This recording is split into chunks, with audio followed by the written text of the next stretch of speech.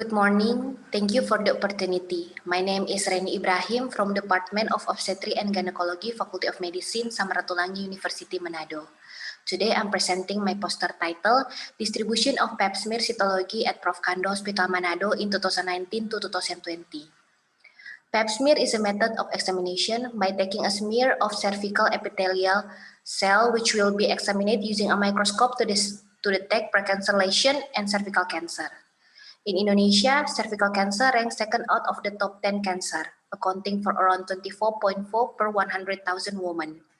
In North Sulawesi, the prevalence of cancer was 1.7%. This study aimed to determine the distribution of the pap smear cytology result at Prof. Kando Hospital Manado from 2019 to 2020. For the method, this is a retrospective descriptive study. The research data was taken from the cytology registration book of the Anatomical Pathology Department at Prof. Kando Hospital Manado from January 1st, 2019 to December 31, 2020. For the result, as shown in the table, we can see there were 605 patients who underwent pap smear at Prof. Kando Hospital Manado.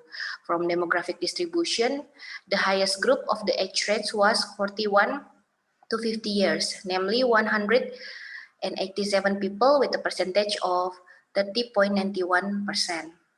And the lowest was for under 20 years group, namely 4 people with a percentage 0.66%. The highest number of parity was multiparous with a total 384 people with a percentage 63.47%. And the lowest was nulliparous with 95 people with a percentage 15.7%.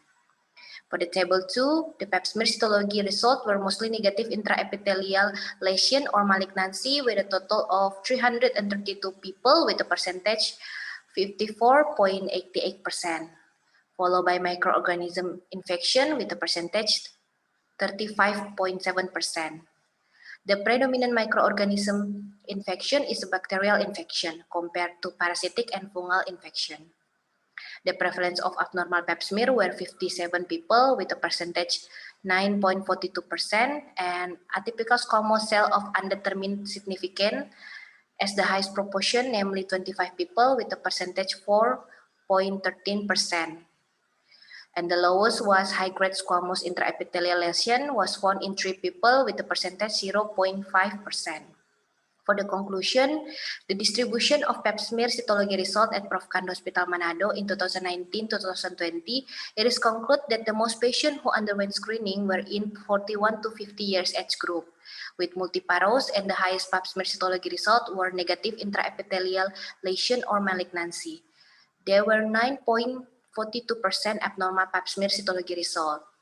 Therefore, a pap smear is still a screening tool for precancer lesion and is very useful, simple, and safe to reduce cervical cancer morbidity and mortality rate. This is all for my presentation. Thank you so much and have a good day.